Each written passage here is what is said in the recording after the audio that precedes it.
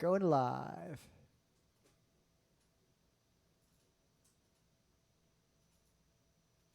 We appear to be live. All right. It's Thursday, October 22nd, 2020. I'm Rim. I'm Scott. And this is Geek Nights. Tonight on this spooky October Thursday, we are talking about ghosts. Ooh. So, has anything happened to you in the last 48 hours? Because I got fucking nothing. Not much, other than the routine things that are happening in, the world, right? There's pretty much only two out of the ordinary things that have happened in my personal experience. So first, for the podcast over these past months, right, I've been using the Countryman microphone that we use when we're doing panels, the same one you see people using for like TED Talks and whatever. The Countryman E6, which is an expensive omnidirectional microphone that's kind of a pain in the ass to use. Like, it's really intended to be invisible on a stage. It's not really pleasant to use, like, sitting at your desk. No, it's not. So it would like hurt my ear and be kind of annoying. I am using it when I'm streaming while biking because with a wireless pack, because that makes sense. But using like I use it anytime I make video because even though I have a shotgun mic, my apartment has a lot of bare walls. Right. So I think we already talked about the X2U breaking and getting the new audio interface thing, which is really terrific. I think I'm very pleased with the audio interface thing. Yeah, welcome to the world of +4 instead of -10, and someday you'll figure out what that means. Yeah, but the point is, because I have this audio interface, I can now just use XLR devices. Anything with XLR output, I can now record on my computer very easily. So I can pull, instead of wearing the stupid thing on my ear to do a podcast, I can now take this SM57 that I had in the bin or and 58. I don't think we own any 58s. No, we got the 58 beta, whatever. But I had 57 just lying around, so I'm like, all right, let me use this instead. That's more comfortable than, That is the third microphone we used for Geek Nights. That SM57. Yeah, I'm sure no one listening could probably even tell the difference. Oh, no, especially the quality is actually worse lately because we're recording in two different environments, so we actually have twice as much background noise that is different. Oh, two different background noises to get you. And there is more noise out of you. The one problem with the thing you're about to talk about, but it doesn't matter. It's immaterial. The quality's fine. It has a noise band. There's a line of hiss at one very specific frequency that comes from it. Anyway, but I just made a filter to remove that. So the point is that with the Countryman is a microphone that uses phantom power, right? It's like a condensing microphone. So the signal that it sends to the computer is plenty loud. It's actually too loud. You have to turn it down, right? But this microphone, the SM57, right, is a dynamic microphone. So it doesn't use the phantom power. Even if the phantom power comes out of there, it's like, well, the microphone just doesn't use it. It ignores it. And the signal that goes back to the computer is actually a pretty quiet signal, which means I got to go to the preamp that's in my audio interface and turn it up to get more. So this is loud enough for recording. The problem there is you turn it up, you're turning up the noise also, right? So the preamp, when it's all the way up or really high up, even if you're not saying anything, now there's like this, right? You want the preamp to be turned down as much as possible. That way you hear people talking and not... Yep, but there has to be some amp somewhere because the signal that comes out of a dynamic microphone is barely perceptible. Yep. So I bought this thing that was much lauded by the internet, and I even talked to some people who said they had one and it was great. And it's called the Triton FET Head. There are other products that do similar things with different designs, same designs. But what it is it's just a little tiny guy with XLR input and output. I think there was like a cloud lifter that's a similar product as well, from a different company. And you just stick it in the back of your microphone, and then you stick the XLR cable into that. So it actually looks like you might not even realize it's a separate product. You might think that's like, oh, the microphone just has a thing sticking out the bottom of it, right? And it's supposed to be that way. You may now see it in videos and not realize it's being, and now recognize it, right? Whereas before you just didn't think about it. And what it does is, well, got dynamic microphone. We got this phantom power that's just being thrown out in the garbage, right? Let's take that phantom power and we'll power up these FETs, right?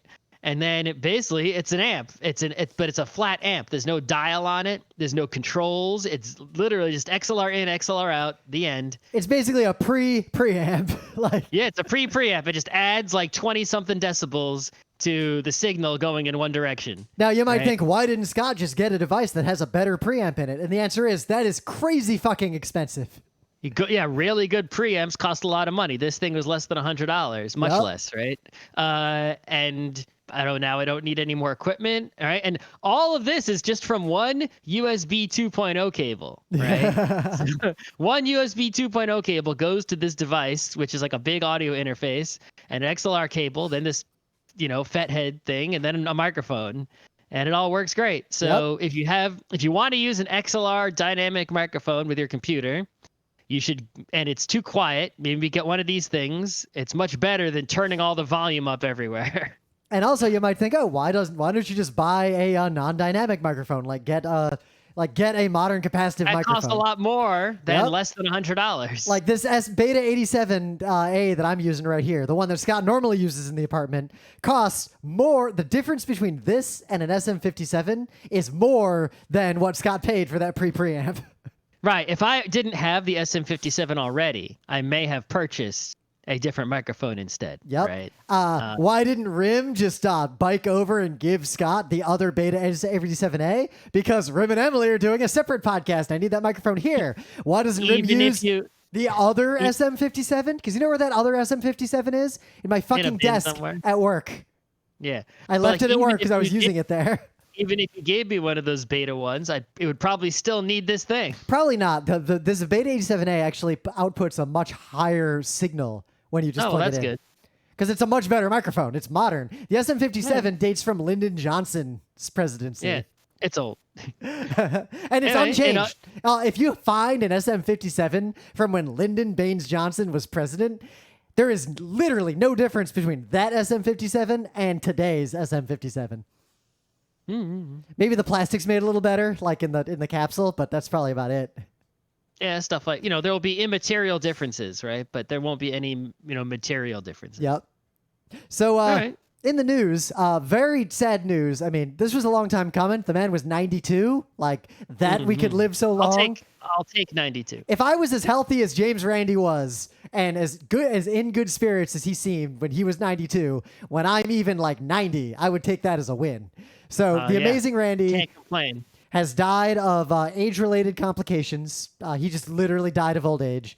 The man was a legend. The man was very important to the skeptic community. The man was material in basically destroying a wide swath of the charlatan industry in the world, particularly in the United States and Europe.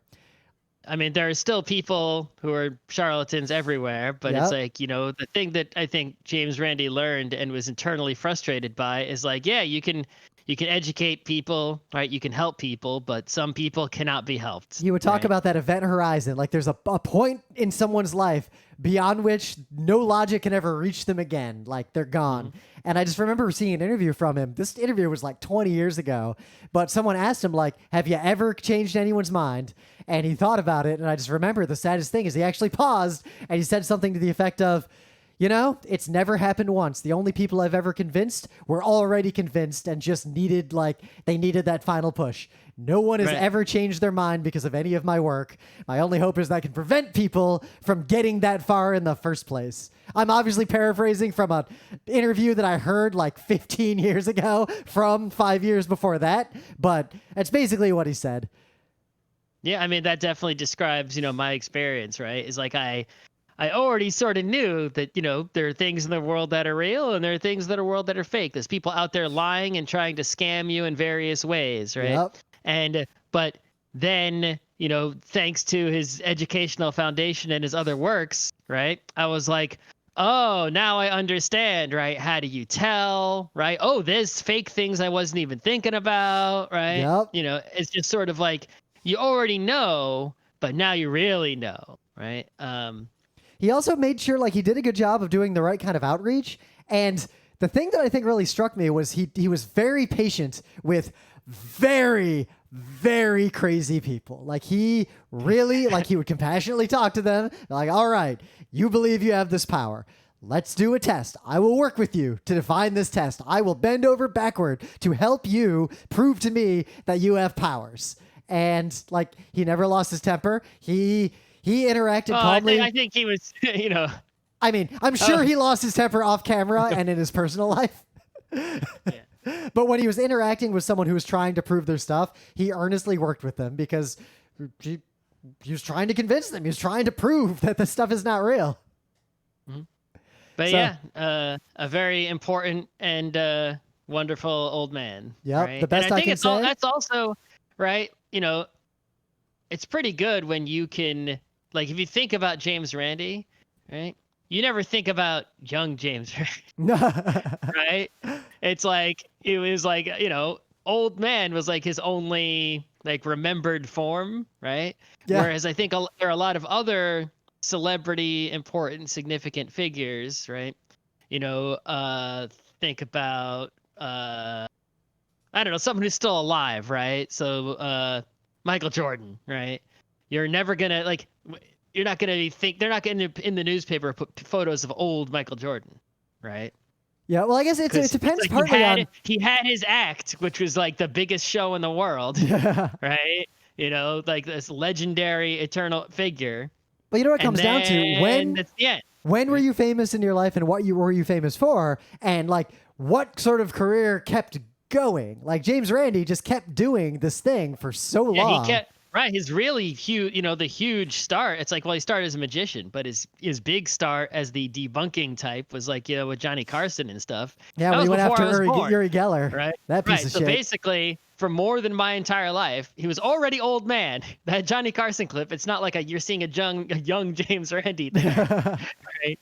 You're seeing an old man, and he just kept going as old man for several decades, right? So, I hope that I am still like lecturing at PAXs when I'm like 80 something and people are, oh yeah, that's that old guy who talks about games, I guess. So you got any news? Do we have a news? I do, but I'm trying to remember what it was. Artsy music. Right. Yes. So you may be familiar.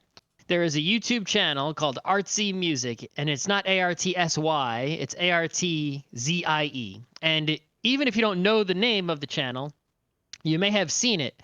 They post videos consisting usually of vaporwave, future funk-ish genre music, and visually, right, they take a clip usually from an anime, but not always from an anime, a very brief clip, usually just a few seconds long, and loop it.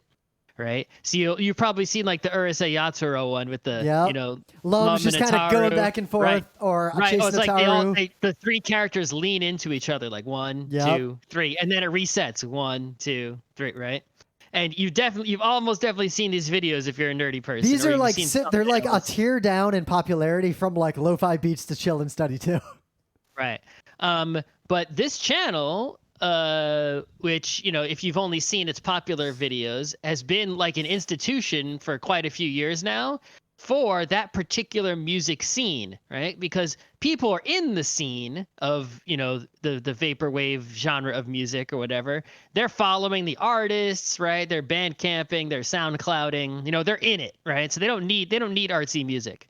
But artsy music was instrumental in getting that music out there, right? There's a reason that those people, can go and pack the clubs when the clubs are open, right? Is because that music became popular because of this one clever YouTube channel that sort of, improvisationally and copyright infringingly made sort of music videos. Yep. Well, copyright, the copyright infringement here. Videos. This sort of gets into music videos. You're using my word. That's my word. I am using your word. That's right. But they're like, you know what these remind me of a lot? They remind me of when you go to like a sort of trendy party or like a trendy bar or lounge that isn't playing loud, annoying music, but has like quiet music in the background. Sometimes places like that will have like a chill like thing that's looping on TVs around. Or they'll have like a movie with the sound all the way down, just sort of playing in the background while the music's playing, like things like that. It feels like the kind of thing you just put on in the background of a bar and just let it be, or like in the background of a party. It also goes towards the traditions of, and the tropes of this genre of music is that if you do go to the club, pretty much any vapor-ish artist, what they usually do is they have behind them typically a projector on the wall behind them.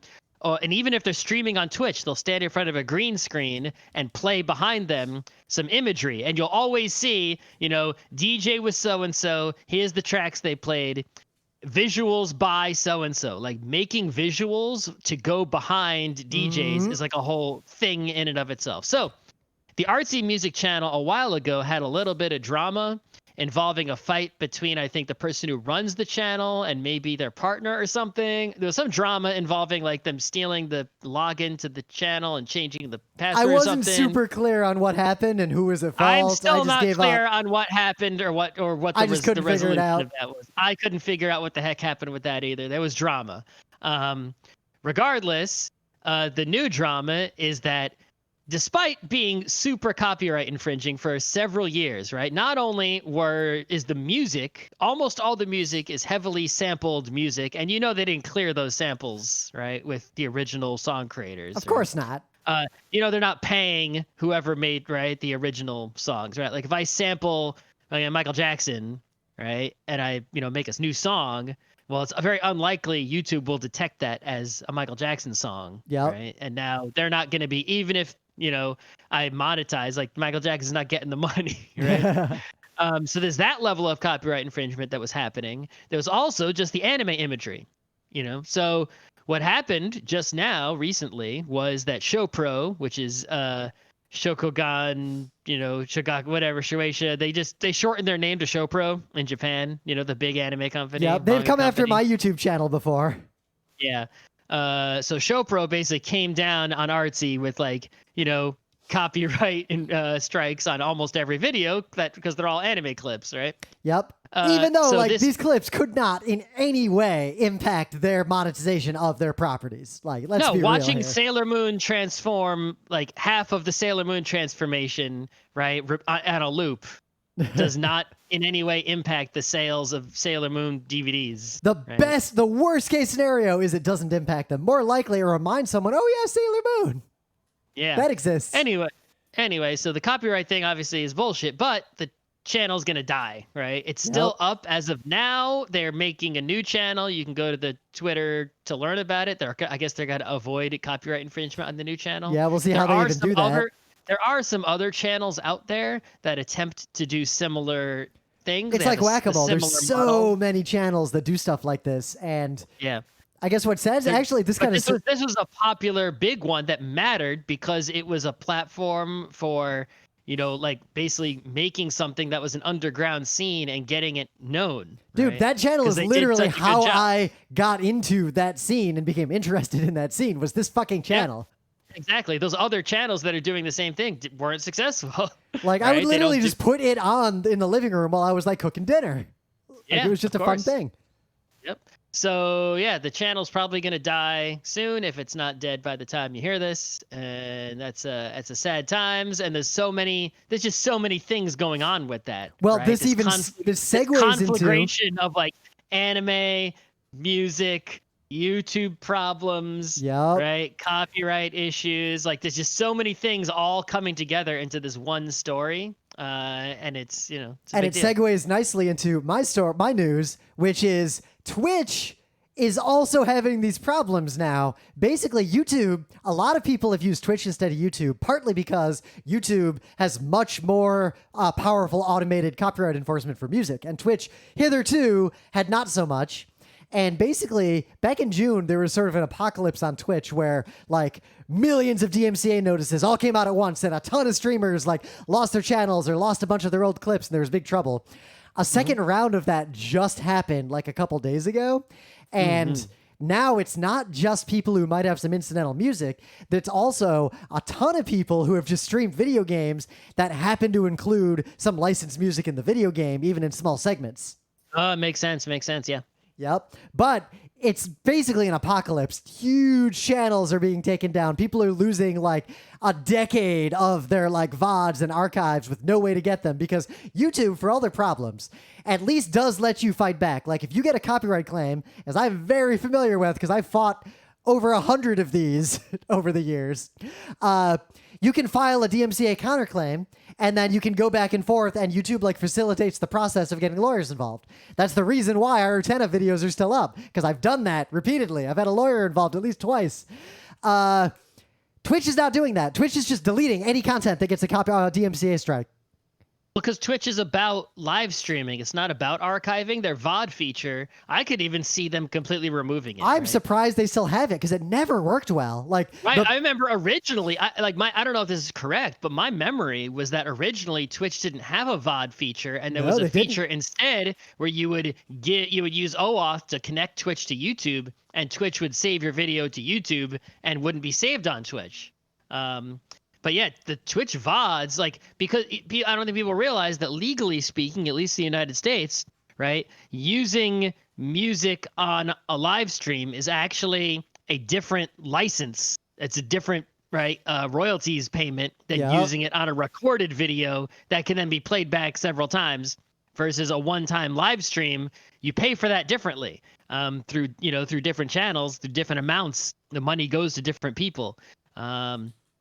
So that's a thing, right? Yep. So it's like you might have actually, for example, I think I did. Did I talk about the Twitch soundtrack app thing that they're coming out with? I don't think you did yet, because we're going to use that as another news. We're going to talk about that on Tuesday. So yeah, Twitch has a thing. There have been many attempts in the past by various platforms to provide their creators with libraries of royalty-free, already licensed music that they can play safely without being, taken down or whatever. Yep. But a lot of those are a pain in the ass, or they have limited selections, or they're not great. And you can't use it for a VOD for a lot of reasons. Like you use some licensed music, the license expires, now your VOD is fucked. Right, but Twitch has one that they're coming out with. It's still in beta. I don't know why they just don't let everyone use it right away, where basically it hooks into your stream, right, directly. So you're using like this music player, and it plays the music on your stream. There's like an OBS plugin and everything.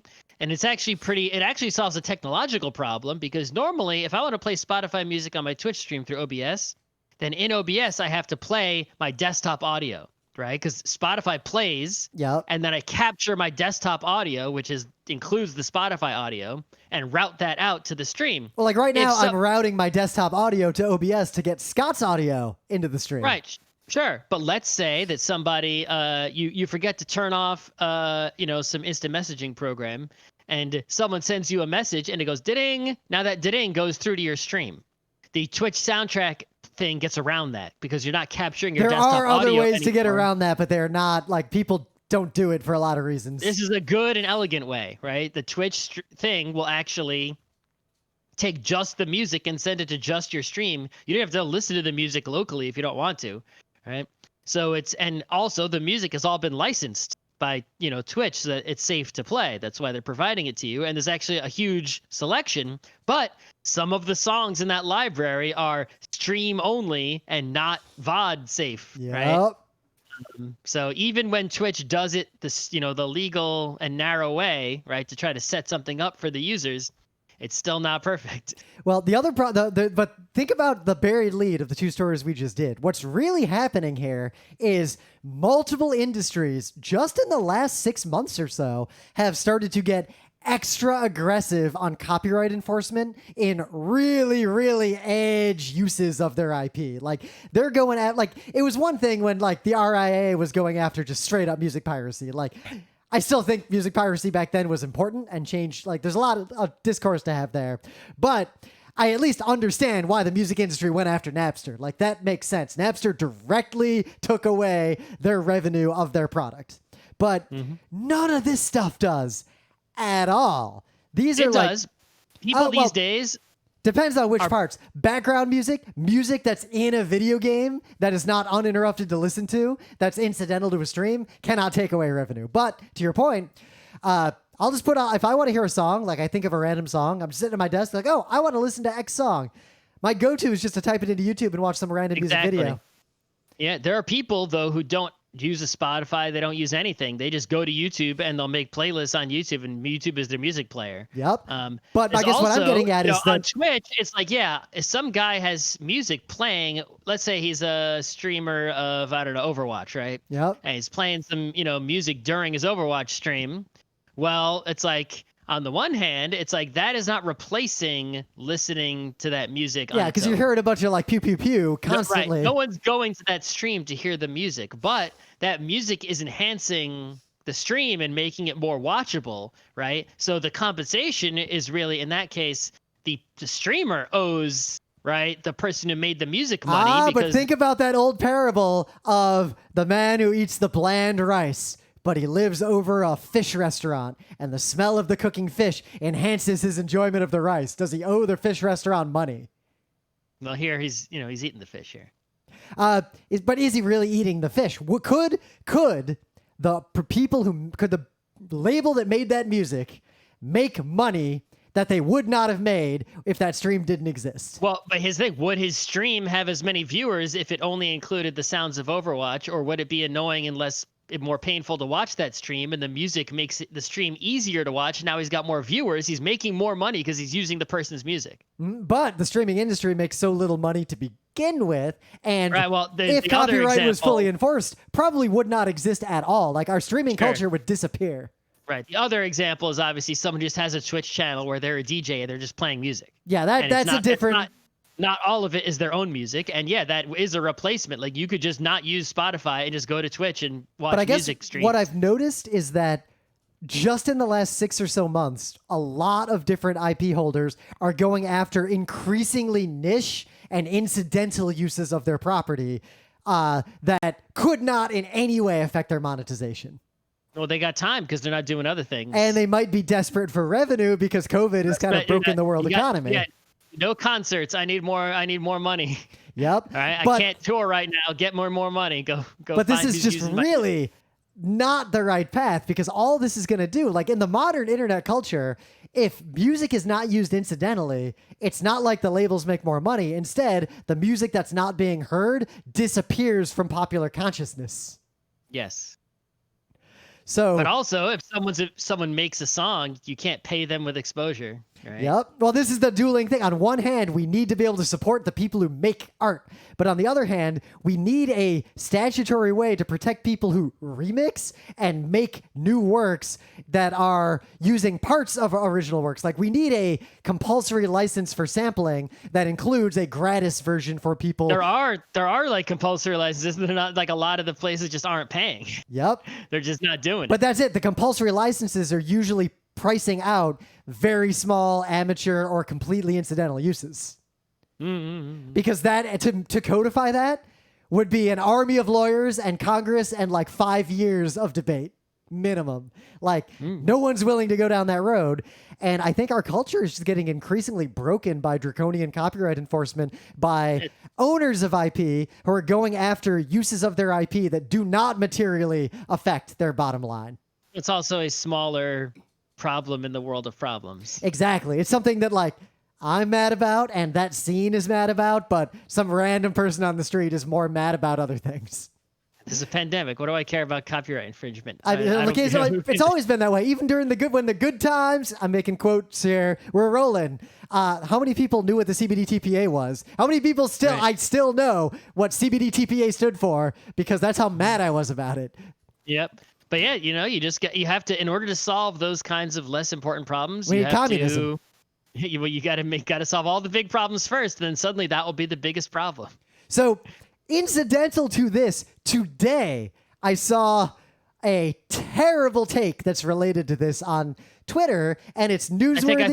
I think I saw the same take. Yep, because I think I even retweeted. But basically, what this person said was, I'm going to quote the tweet first, because it gets back to one of the things we just talked about. Quote, "The real truth is that streamers should be paying the developers and publishers of the games they stream."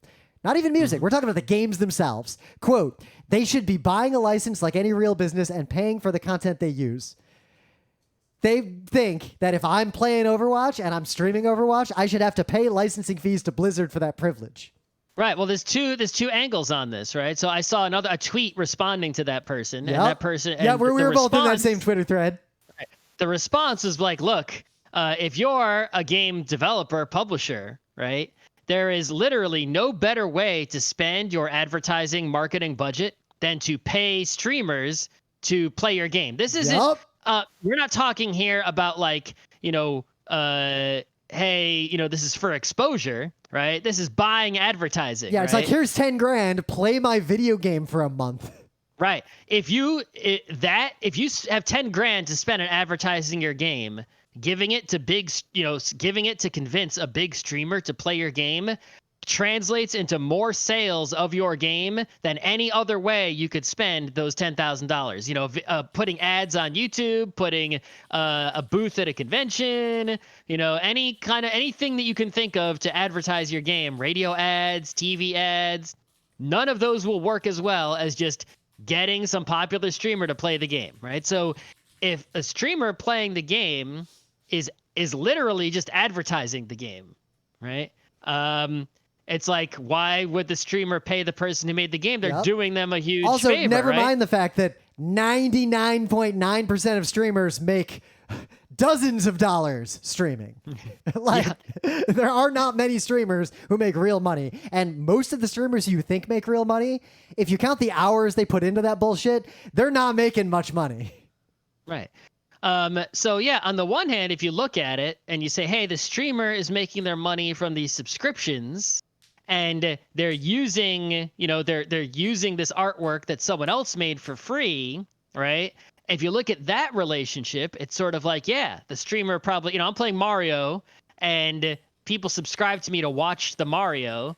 Then, first of all, there's the argument that they're there to see me and the Mario to some extent, right? Or they would watch me no matter what I was playing, right? How much are they paying to see the Mario part, right? So there's some portion of that subscription money that belongs to me no matter what I stream, because they're there to see me, right? Yep. But even if they're not there to see me, they're mostly there to see the game. Okay, so some portion of the subscription money could arguably go to Nintendo when I'm playing Mario. But, right, that's not where the big money comes from. Even if you're a big-time streamer, the subs are not the big money, right? The big money is those side deals, the advertising deals. People pay you to drink their product and show their ads on the side of your stream, or play their game, right? That's where the big streaming money comes from. And in that relationship, obviously you aren't paying the advertise, right? It's like, you paid me to advertise your product. Now I have to pay you because I'm advertising your product. It's like, it doesn't make sense. And especially because what is someone, if you sell a game is an experience someone interacts with. So it's by definition not the same experience to watch someone else play that game. Right. It's like saying like free demos shouldn't exist. You can't, you're not allowed to give your game away for free. I don't know. Yep. So this gets it's like the artist working for exposure argument like gets entangled in there, and it's And a big part of this is that too many people are trying to squeeze as like this tiny amount of monetization out of, like, they're trying to squeeze the last blood out of that stone instead of fixing the more fundamental problem. Like everyone's exploited in this entire process, basically. But the reason why this was notable is that the person who said this was Alex Hutchinson, who is, and I don't know that person. He is the creative director for Google Stadia. Oh, okay. Yeah. Uh-huh. I'm little, not that I was jazzed about Google Stadia, but I'm definitely less jazzed about Google Stadia after that sentiment. I don't know if I could be less jazzed. I mean, you think that, but how many times have I thought, well, 2020 couldn't really get any worse, and then here. Yeah. But anyway, things of the day. So I'm going to try to use another spooky thing of the day. So if you're not familiar with the band Lemon Demon, you should be. They're a great band, though they made a bunch of albums, and then around 2008, they just kind of disappeared for a long time. And then out of nowhere, in I want to say 2016 or 2017, they came back with Spirit Phone, possibly their best album. Yeah, okay. Lemon Demon, by the way, that's Neil Cicierega, basically, because he's literally made everything. But Lemon Demon's a legit good band. Like, their albums are great. Spirit Phone has a song in it about a ghost boyfriend called Soft Fuzzy Man. And this YouTube channel has made an animated fan video that is a fan-made music video to the Lemon Demon song, Soft Fuzzy Man. It is both spooky and funny, and it's also really well animated. Okay. That's my thing of the day. All right, so Adobe's convention, Adobe Max is what they call it, I think. It happens every once in a while. I don't know. I'm not paying that much attention to it, but that's when they usually make a bunch of announcements. They show off all sorts of fancy new features, and then the entire Adobe Creative Suite gets updated for free for indirect free because you're paying a subscription, but that's when all the updates come out. Literally every, I think, Creative Cloud application got updates, vast updates, huge ones. But the ones that are really getting a lot of talk, especially amongst people who aren't, heavy, Adobe Creative Cloud users, are the new neural filters in Photoshop, right? So Photoshop for years now has had the ability to do many, many things, but you needed to be very skilled to do a lot of these things. You need to learn Photoshop, do Photoshop tutorials, practice, learn tools, right? So for example, you want to make a sad person look happy. Photoshop could have done that last year, the year before, right? But it's hard to do. Now they have literally this is not an exaggeration. You can go to neural filters, you can check happiness, and there's a slider that goes from left to right, and you just draw a box around the face so it knows what face you're looking at, and you can make the person happier or less happy. Or just older, with a slider. or more surprised, or make their hair thicker. It kind of just works. It's obviously, if you use it correctly, it's kind of amazing what it can do, and also kind of scary. So this person with a YouTube channel that doesn't have too many videos, so I don't know much about them, but I do notice that their background is a CompUSA logo, and all of their shelves are full of PC game boxes. I have never seen that many PC game boxes in one place. I've never seen anyone who keeps PC game boxes. Until 1999. Even back in the day when I would keep, console game cases, right? It's like the cardboard PC game boxes were useless. I kept the boxes. We had them lined up in a big shelf above the computer. Because you buy something like MechWarrior 2 and a CD jewel case comes out and the cardboard goes in the trash. Right? Well, most of those boxes were full of a lot of floppy disks for me. Also, most of those boxes were that large so that they could stand out on the shelves at CompUSA. Anyway, so that's what I know about this person. But what this person does is they made a funny video where they took a photo of themselves and they went to Photoshop and they really went wild with the Photoshop neural filters to hilarious results. And it's only 2 minutes long, but I was laughing. Yeah. I'm gonna try it out on myself later. In the meta moment, we got nothing going on. We'll read the tale of Genji at some point. We're not reading anything right now. Our panel from PAX Online is just on YouTube. You can just watch it. Stay tuned. Probably next week, I'm going to put up the panel we did, the short panel at Mag West, our first appearance at Mag West, the West Coast iteration of Mag Fest.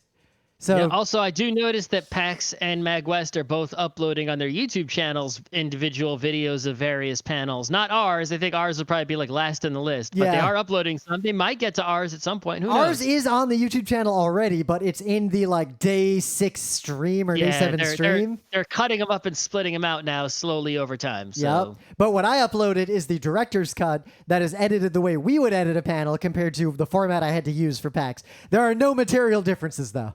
I'm not going to, I think I edited out one more cough and camera angles and zooming in on slides, that kind of stuff. Yeah, it's the only other meta, I guess we got to say, is come look for us on the internet. If somehow you're listening to this and you don't already know everything there is about Geek Nights somehow, we got a website, we got Twitter, we got YouTube, we even got a fucking garbage Facebook. We got fucking everything. Discord. Just come and find us, YouTube. You can watch this live while it's being recorded. You could we're all over the whole internet. You can't miss us. Just search for Geek Nights or something on your favorite place. Come on. Yeah. It's not hard. All right, let's get right into it then. Ghosts. Sticking with our spooky theme. We did werewolves the other day. Vampires are too big of a topic. That's a big, big topic. So I figured ghosts is a good one because ghosts, getting back to James Randi, when I was a kid, I didn't believe in Bigfoot. That was obviously stupid, even to my kid brain. Didn't believe in a lot of nonsense. But when I was a kid, I believed in aliens for a while. I believed in aliens, and I believe in ghosts. And you know why? I saw some bullshit on TV. That was convincing. I watch Unsolved Mysteries, which I thought was a news broadcast, even though it said at the beginning, this is not a news broadcast. It looked like one to me. And my grandma had a giant pile of Fate magazine. Fate magazine was in I publication. never heard of it. Really? Since the 40s. It was this Okay. magazine that is basically, it is everything James Randi hated on Earth. It, like an issue would be like, new evidence about UFOs. Here's a story about a ghost that murdered someone. The crystal skull is back and claimed another victim. But it was Oh, no. 100% dead serious and presented like real news. And my kid brain, I'd see like Reader's Digest, which not a great magazine, but I digress. Lay in there. Actually, it was weird. Like, I remember reading and liking some portion of Reader's Digest when I had access to it at some point in my life. It was always in the dentist's offices. But I can't remember a damn thing I ever read in there. I remember I read a lot of Reader's Digest Not because one thing. both my dentist and my orthodontist as a kid had just piles of like 10-year-old Reader's Digest. I think I liked like the form factor of it, like this small thing with. Yeah, it was like a small little book. That's all I remember. All I remember about it was the form factor. I don't remember anything about the content. Not one thing. In fact, the other thing I remember is, at least in the Midwest, a lot of people's houses when I visited them would have a pile of Reader's Digests in the bathroom next to every toilet. We didn't have. My house, we never had. Well, our house, it's weird. Well, we put It's next weird to the 'cause toilets. you're right. A lot of houses, people had Reader's Digests, Time magazines, Yep. TV guides, all these sorts of things. We- My house, we never had any of those ever. How did you poop? How could you possibly poop? We just never had any of those. We left in our bathrooms where we had second copies of like Calvin and Hobbes and Bloom County compilations of comics. We always left those in the bathroom instead of the Reader's Digest. Anyway, Yeah, ghosts. but Fate magazine, basically my little kid brain would like see that and see like Newsweek and Reader's Digest and all these things, and they were all equivalent. They must be real. Why would adults publish something that was fake? So I'd open this thing and be like, oh, the crystal skull killed someone. Oh. So I kind of just believed ghosts were real until like 5th grade. Like 5th or 6th grade is when I think I stopped believing that ghosts were real. Yeah, I don't think I ever actually believed ghosts were real, but I always liked ghosts. And now, and like as I got older, I actually like ghosts more. Yeah, I like ghost stories a lot. Like Right. I really like a good ghost story.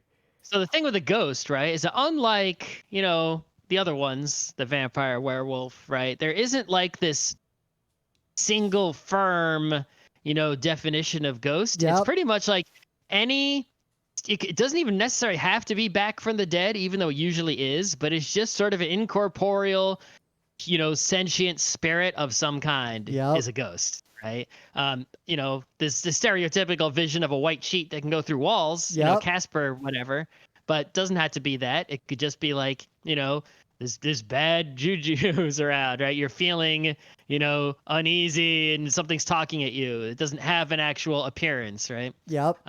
But then you get stuff like, the Holy Ghost or the Ghost of Christmas Past. Yep, there are specific ghosts. Or you get a D&D, ghosts and ghasts and ghouls are all different things. Oh, D&D, yeah, sure. All Yeah. kinds.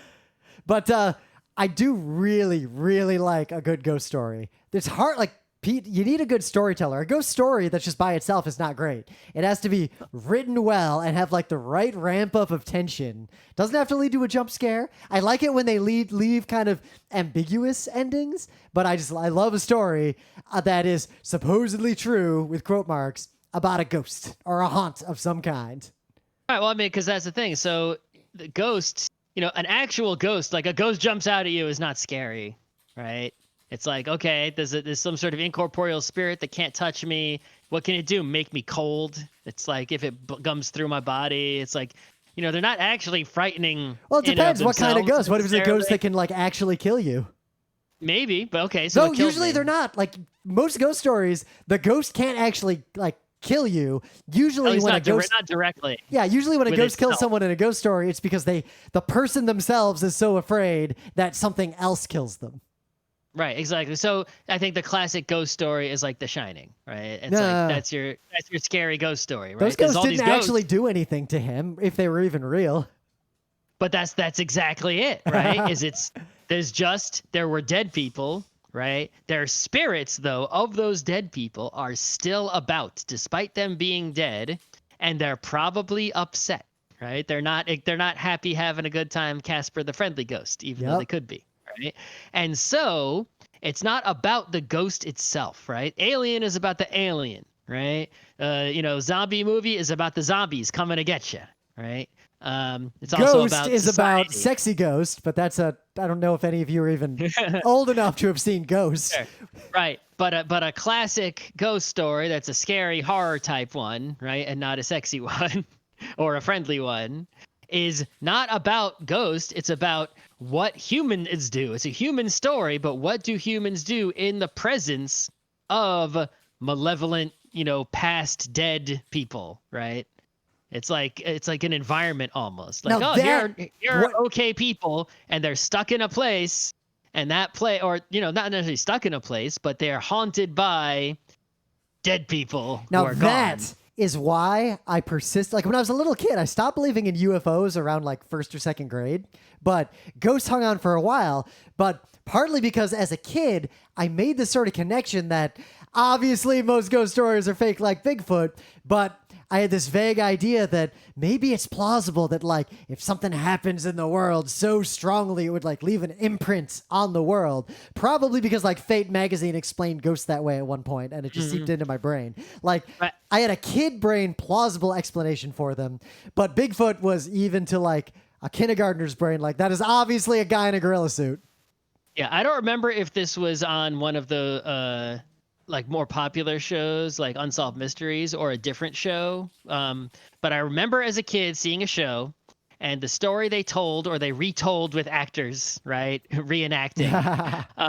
Was that this family moved to a new house. It was either the house or I think the bunk beds that they bought. Where they were trying to say were haunted. I remember a ghost story about haunted bunk beds specifically. It was something like that. Maybe it was the same one. I don't know. And what happened? The story was that I remember was pretty simple, right? Is that it was either moving into a house or buying this furniture, and they suddenly after they bought it, right? Bad things start normal, right? And not normal, but non-supernatural bad things started The happening. haunted bunk beds in Wisconsin that tormented the Horicon family. I remember this photo. I think it's this. It could be that. It could very well be. Because but you know why? the kids kept getting depicted. sick. It was depicted in Unsolved Mysteries in 1988. Oh, so it was Unsolved Scott, Mysteries. think Okay, about this. so- You and I watched the same fucking episode of Unsolved Mysteries in 1988, probably. This is the only episode of Unsolved Mysteries I remember, and it happens to be a ghost one. Oh no, I think I watched a George Washington's Ghost in a Hotel one once also. I remember that one too. But but basically like the kids kept getting sick, things in the house were breaking, basically completely non-supernatural bad things kept happening, and then coincidentally they got rid of the beds and the bad things stopped happening. Right? Yep. Now, obviously, in retrospect, like the reality is situations like that are usually people making post hoc correlations because that's what our brains are good at. Right. But and also exaggerating the bad things that were happening. And, yeah, but to a kid brain, or to a non-wise adult brain. But also someone the who is story not, someone is who good. is not aligned with the teachings of the great James Randi. yeah, but just like the story of like this object has malevolence, just like haunted paintings were a thing for a while. Remember the hands resist him, and the whole early internet like was obsessed with this haunted painting. Yep, exactly. Especially- So that sort of thing is like that's actually scary, right? It's Yeah. like I'm not scared by like a dude in a sheet or like a thing coming around going like ooh. It's like that's not scary, right? You're scared But by the you're aura in of it, malevolence. It's like right. It's like you're living here and just bad shit that's real is just gonna keep happening to you. You're gonna keep getting sick. It's like oh, get me the fuck out of there, right? That's a bad place. Don't want to be there.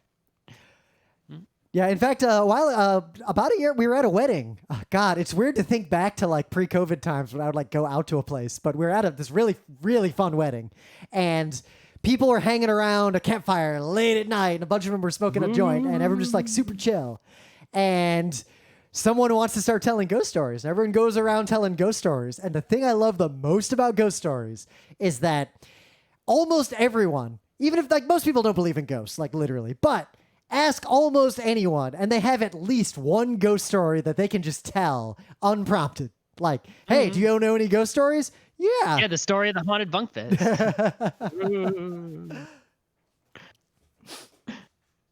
Oh, is that all you got to say? But, I wasn't going anywhere with that. Oh, okay. But I like I was saying, the best ghost stories are the ones much like the bunk bed where you don't have to ever, when you're telling the ghost story, you're like the structure is people enter scenario, set the Yep. scene, right? Bad things start happening, right? Maybe Yep. there are dire consequences. Maybe people die, maybe they don't. It doesn't matter, but bad things happen to the people, right? It escalates. Things are getting worse. The people are getting scared, right? What is making all these things happen, Yep. right? Discovery, right? You discover some source of them that could explain the malevolence, be it, the classic racist burial ground story, or, Yep. all the dead people who used to work in this Or the hotel. story in Scary Stories to Tell in the Dark that scared my kid brain the most, which was just about a family moves into a house. They start one night, they hear all this noise in the attic, and they go up, and a chair is like bouncing around by itself. And they're freaked out by it, but they go back to bed. They're like, whatever, that's weird. And then, like, it keeps bouncing around. So they go up again, and eventually it, like, keeps bouncing around in one spot. So they, like, investigate the area, and they see the floorboards are weird. They pull them up, and there's a dead body, like a skeleton in there. Mm-hmm. And then the family's like, well, fuck this, and they just leave the house. That's the end. Like, they don't actually solve it. But the point is, you're finding some explanation or some reasoning behind this supernatural source of anger. But right? you don't And need then, a hard link to link the events to that. You just need a soft link. right, exactly. There's something that was upset in the past that is, disturbed. It is not. That's why it can't rest. Right? It's angry. Right? Someone was mistreated in this area. Somebody, their whole had a life story like such and such, and then they died, and there's some connection to this place or this thing, right? Something like that.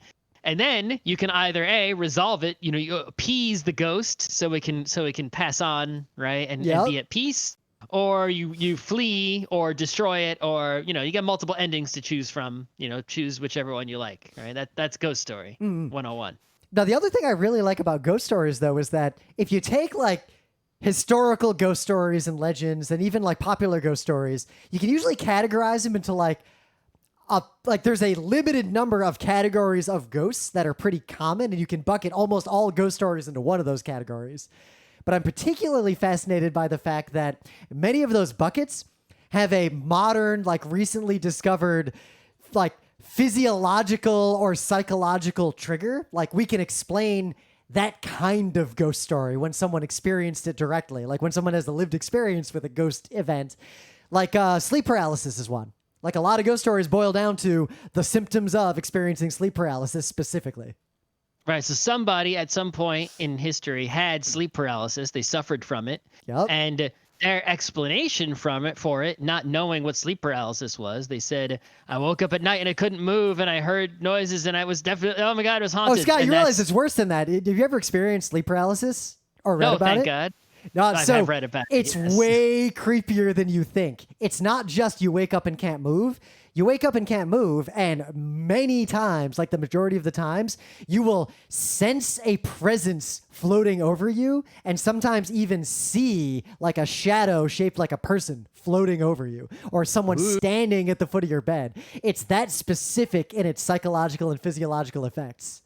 Yeah. And you'll also feel a physical has that. pressure on your chest that has a physiological cause. So if you experience that and you go to a doctor of your time and the doctor says, fuck if I know, that must have been a ghost. I can't explain that. Can't fault that person for believing in ghosts. No, you can't. You really can't, right? But now we know it's sleep paralysis. So. Yep. Or infrasound was another one, like that unexplained feeling of dread people would get in places where there were certain low, like really low frequencies. Or ghost orbs that early photographers would talk about and idiot nerds today still talk about, that are literally just, they don't know how flashes work and they got a bunch of dust. Or, straight up illusions, right? Mentalists are very good at getting people to believe that, the ghost of their loved one is nearby, right? Yep. Using various mentalist tricks, and seances and those sorts of things are very good at tricking people into like thinking there's an actual ghost right there by using, technology that creates imagery. You can go to the haunted house in Disney World and see ghosts. And if you didn't know that was just a trick of mirrors and light, you would be like, Oh So- snap! Look at those fucking ghosts. One time in high school, I actually remember I was out in the woods, just like, Haunted mansion. Haunted mansion. yeah. I was out in the woods just biking. Like, that's what I do a lot at night. There was like a biking trail through the woods. And I would bike through it in the middle of the night. That was just a thing I would do. And I remember one time I was like biking over toward this place to bike around a bit and then meet some kids. We're going to hang out. And I saw like this very clear, like, orb of light just come down from the sky into the woods. And I was like, what the fuck was that? And of course, Meteor? I'm going to go straight in to go find that. Like, I'm not just going to let that go. Someone on a helicopter dropped the flashlight. Yeah, no, long story short, I eventually figured out that there's a pond, like, kind of like in that area in the woods. And I went over there and investigated for a while. A car's headlight reflected off. A car's headlight reflected like just the right way and made it look like that, because while I was there, it happened again, and I figured it out, and I was like, oh, okay, no ghosts. Because the one thing about all the spooky stuff is that, like James Randi would often also say, I wish this stuff were real. Like, prove me wrong. Please prove me wrong. Yeah, yes and no, right? Well, yeah, because I do wish it was real because I want to come back and haunt some people, but I don't wish it's real because I don't want to get haunted. Yep. Well, like our friend Skojo would always say, if you just find one thing, like if you find one vampire, nothing's off the table anymore. That's true. The fact that we've never found even one is very telling, but So I guess the last thing, right, is that well, not the last thing, but so because ghosts don't have this like sort of clear definition, right? yeah, not like werewolves where like everyone knows the rules, or vampires where everyone Right. knows the rules. Everything, it's almost like every haunted thing in the world that isn't clearly a vampire, a mummy, a monster, you know, whatever, is a ghost. It's like this catch-all of all, you know, evil things, right? That are haunt and horror that aren't, you know, visible and corporeal, and there they are. I can see it and define it. Is ghost. Ghost is just like this catch-all. A haint has gotten you. Sure. You know, actually, that makes me realize that different cultures and languages have a lot of different views, and I'm not educated in all of those. well, like Japanese ghost stories, very, very different from American ghost stories. American Southern ghost stories are like this particular genre of ghost story. But actually, I realized another thing about ghost stories that plays off of what you just said. I only realized this just now. A trope of a lot of good ghost stories is that in the course of the story, either the person telling the story, because they're telling it quote from memory, or like the characters are trying to figure out the rules of the ghost because there are no preconceived rules. No one's trying. It's all dependent. It's dependent on that discovery of why the spirits are angry. It's Exactly. like, now we understand this ghost, right? This ghost is such and such, right? But like And in any vampire movie, it's like, oh, it's a vampire. All right, garlic. Don't invite him in. Whatever. Werewolves. So there's no werewolf movie where people like figure out that silver is the way to get rid of the vampire or the werewolf. It's like. Right. It's like, oh, this is a ghost who, you know, their boss treated them poorly. We need to murder the boss, right? Who's still alive somewhere, so the spirit can be at peace, right? Or, oh, this is a spirit of somebody who is an evil person, right? And I guess, you know, they can't move on. They don't want to go to hell or something. I don't know.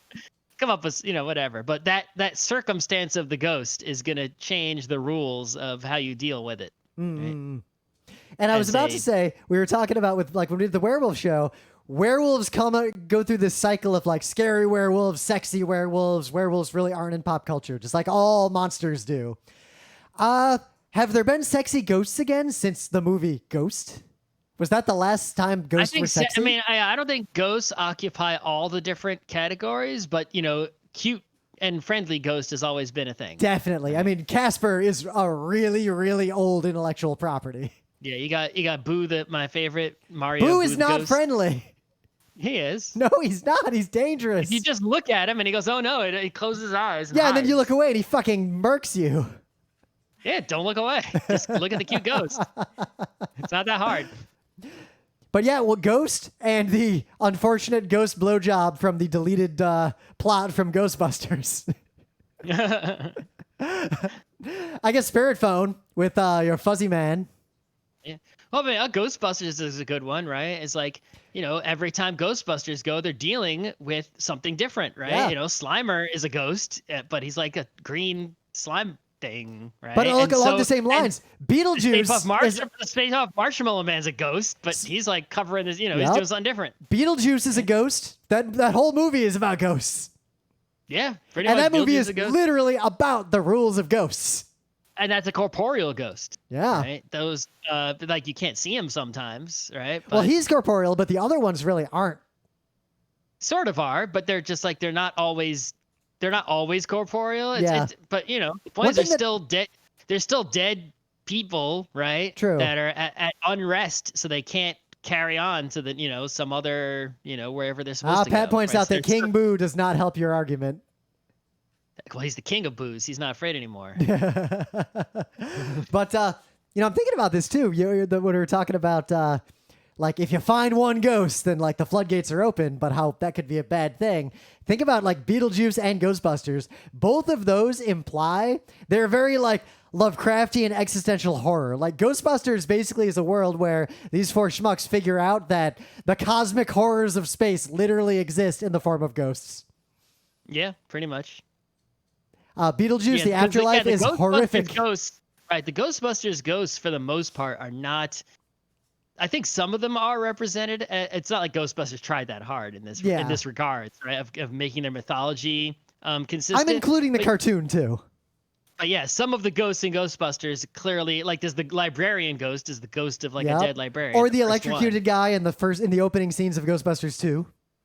Exactly. That's like a. But yeah, dead most of human them are like these Shoggoth existential horrors that came from some other like dimension. Slimer isn't like someone's dead pet that was a mess. Slimer's some, Slimer might have just been a really gross dude. It could have been, but it's probably. I think. He's But like that little blue thing with the multiple eyes and the cosmic accordion heart. neck and the big ears, that thing wasn't a person. No, it wasn't. Not in a. It didn't have a previous life. It was just always ghost, right. So I guess just one brief final thing is the aesthetic of a ghost, right? A person wearing a sheet, and I just got to say I really like that aesthetic of just like this sort of white, not because it's white. It just the image, like a Pac-Man ghost, right? Those aren't white. You're thinking like Charlie Brown wearing his ghost costume. Exactly, like that aesthetic is like I just like it. It's nice, I like the Japanese one too. Like, remember in the episode of Captain Tyler where the ghosts are all around and he's dressed like a ghost and there's that whole plot? I don't think you got that far. I don't know. No, you did. You just don't remember. I think you fell asleep. That was the last episode we had at RIT. We were watching it in my dorm room, and I remember you fell asleep and everyone else was watching, so you didn't see that episode.